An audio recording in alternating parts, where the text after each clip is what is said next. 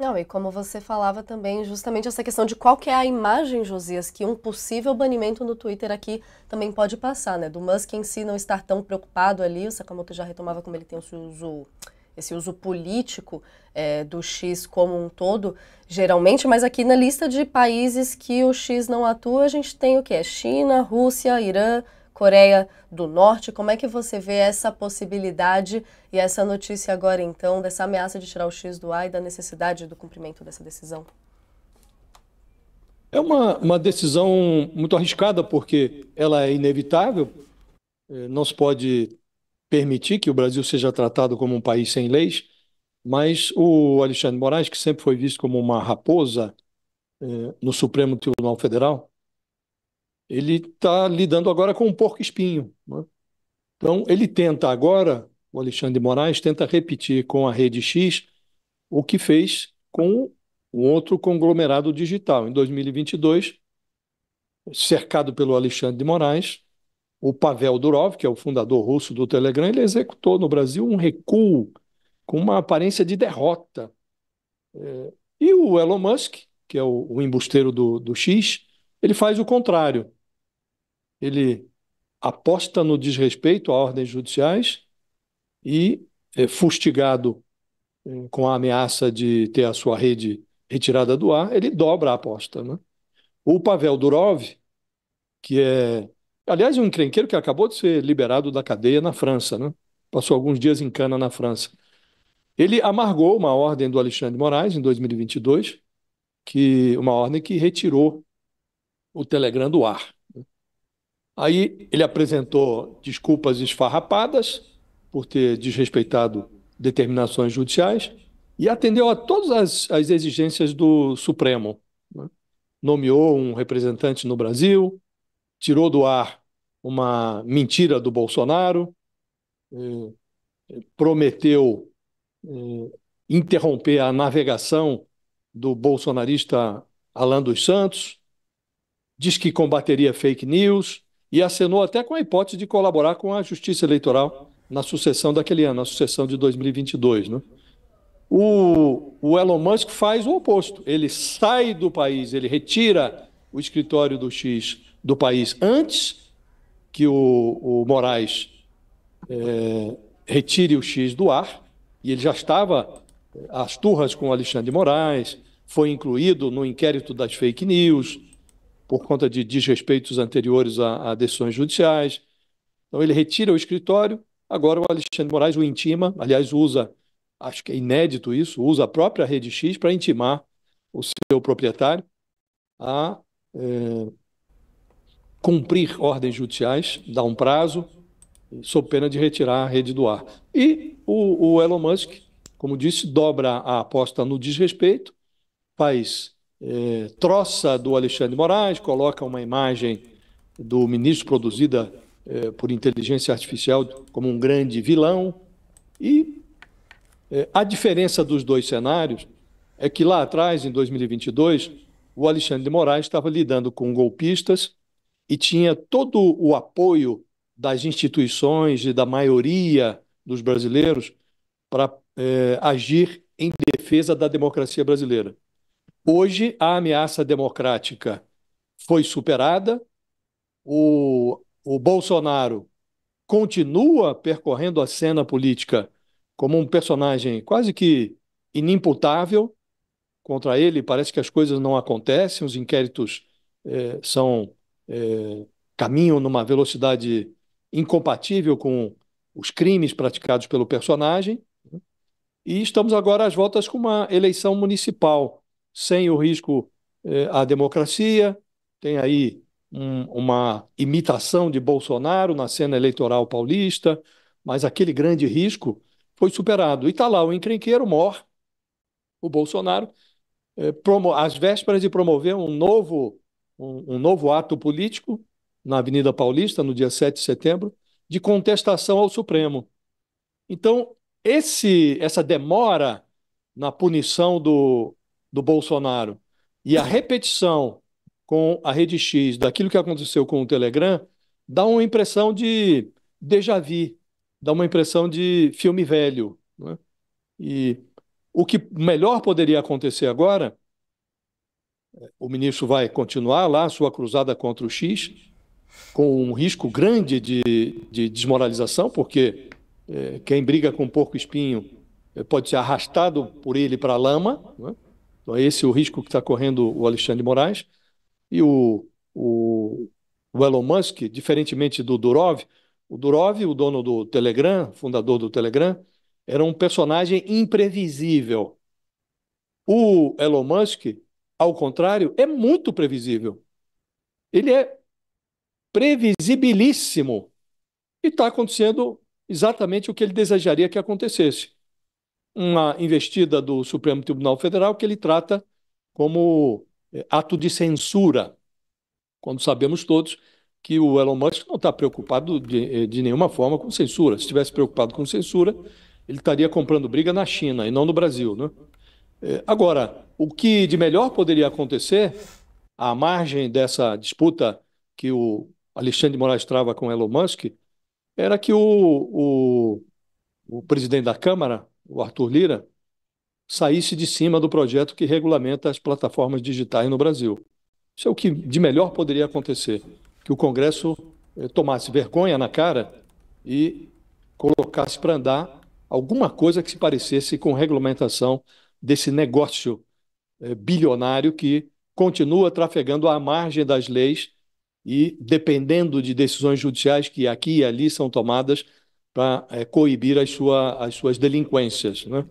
E também no Supremo, o presidente do tribunal, ministro Luiz Roberto Barroso, faria um bem enorme à corte se abrisse as gavetas e retirasse de dentro delas as ações que estão lá pendentes de julgamento, que pedem também providências contra abusos de plataformas digitais, né? Então, isso precisaria acontecer. Agora, essa briguinha do Alexandre de Moraes com o Elon Musk pode resultar num bloqueio das contas, e aí quem vai ser punido são os usuários dessa rede, né? Dessa rede X. Então, o risco de uma complicação é grande. Agora, o ministro está fazendo o que tem que fazer, porque realmente não é possível aceitar desrespeito às leis.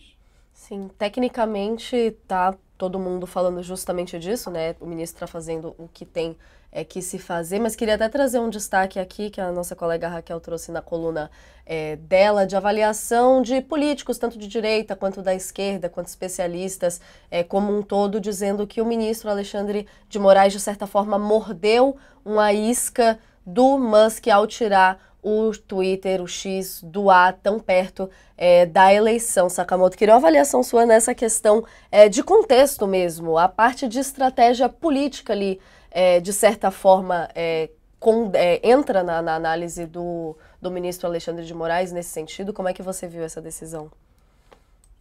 A questão, na verdade, Natália, é que é o seguinte, não cabe, por mais que a gente saiba que o STF é sim uma corte política, né, não é só jurídica, né, mas também não cabe a um ministro do Supremo Tribunal Federal decidir que decisões ele não vai tomar simplesmente pensando no impacto eleitoral, né? Cabe ao ministro do Supremo Tribunal Federal, diante do não cumprimento de uma decisão judicial, diante do não recebimento de uma decisão judicial, diante de uma empresa que sistematicamente se nega a cumprir decisão judicial, se colocando acima do bem e do mal, não tem muito o que fazer. Qual que seria a alternativa? Ele falar, tá bom, eu vou esperar até o final das eleições, né?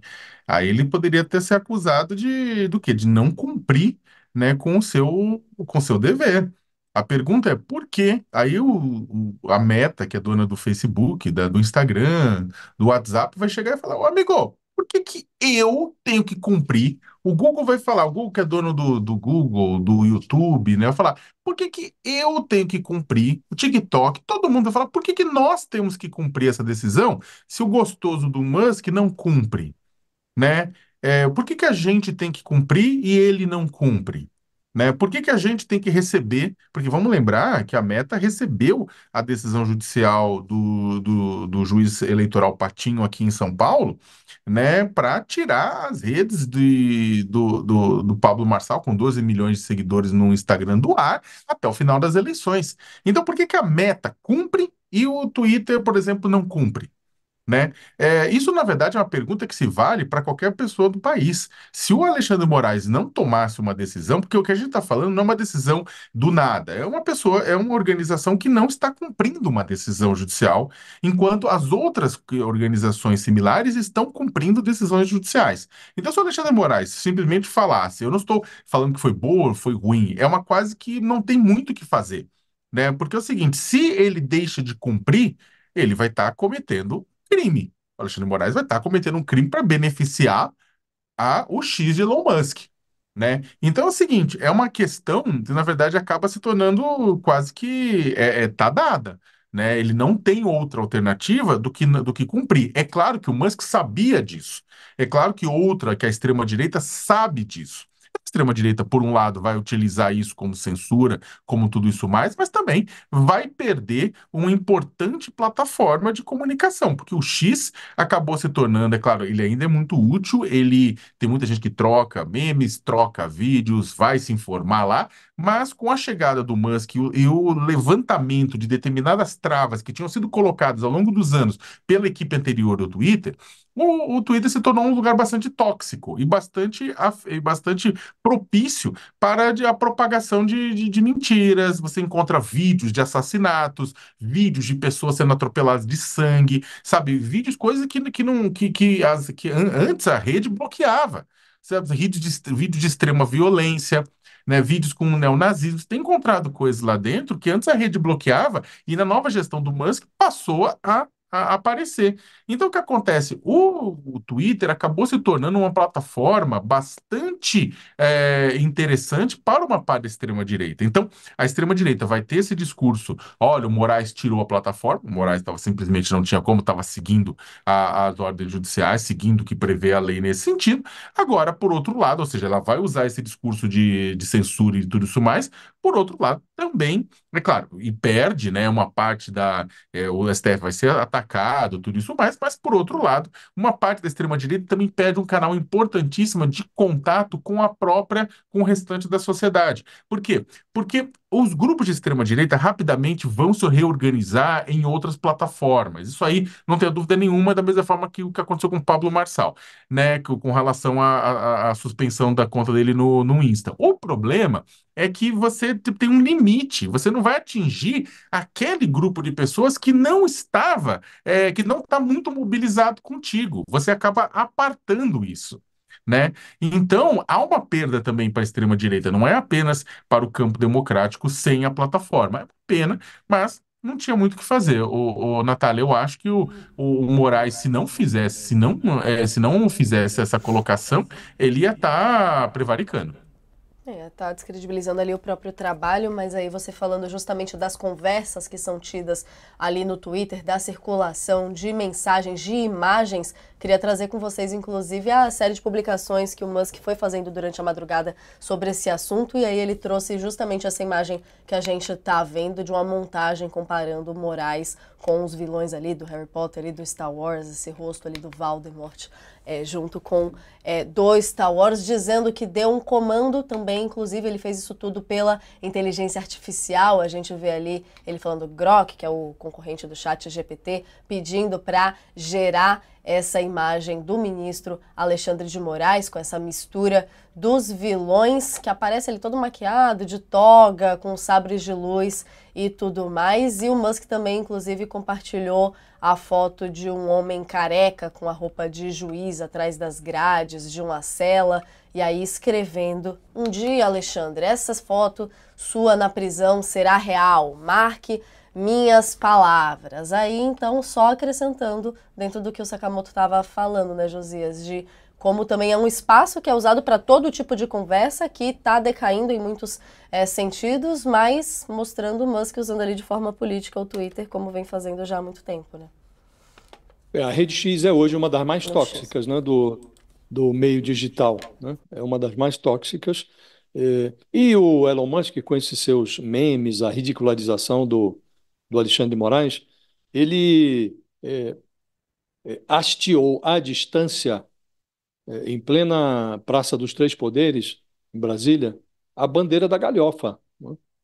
Então, há decisões que foram descumpridas pelo X. Decisões como o bloqueio de postagens do senador Marcos Duval, da mulher do ex-deputado Daniel Silveira, que está em cana ainda, a Paola Daniel. E, num Estado democrático de direito, a forma adequada de se contrapor a um despacho adverso de um magistrado, é o recurso judicial. Descumprir a ordem não é algo que esteja previsto no ordenamento jurídico do país.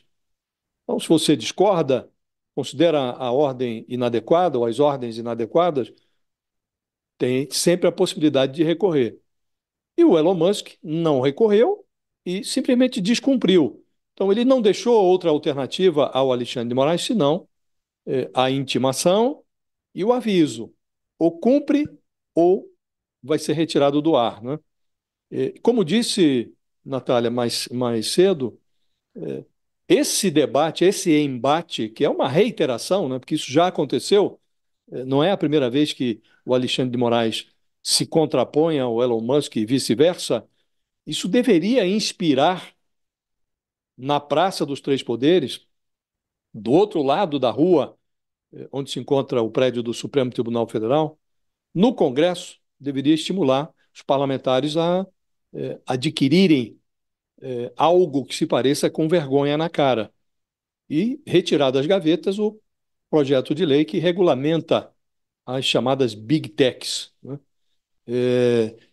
Eu sempre me recordo, Natália, que no ano de 2022, os conglomerados digitais foram utilizados pelas milícias golpistas a serviço do Bolsonaro para organizar aquela festa da Selma, aquela, aquele movimento que empurrou os golpistas que estavam acampados na frente do quartel-general de Brasília para a Praça dos Três Poderes, naquilo que resultou na invasão dos prédios do Congresso, do Supremo e do Palácio do Planalto, né? Então, organizou-se a criminalidade nas plataformas digitais. Foram em cana algumas centenas de pessoas.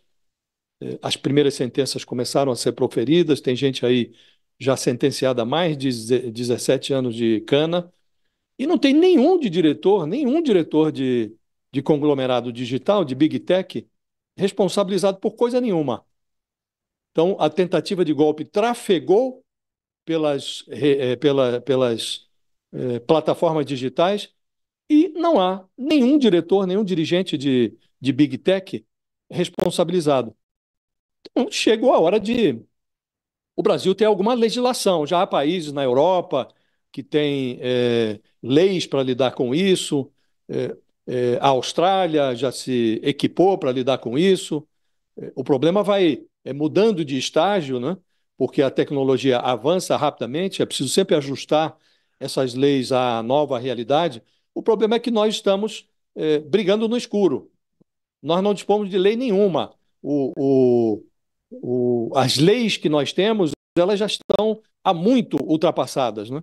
E a gente não providencia nada de diferente. Então, fica o Alexandre de Moraes brigando com o Elon Musk, com o arsenal jurídico de que dispõe. Agora, realmente, passa da hora de nós aproveitarmos esses surtos de pilantragem do Elon Musk para tomar vergonha nós próprios e colocarmos em pé alguma coisa que se pareça com uma legislação capaz de colocar essas plataformas digitais nos trilhos.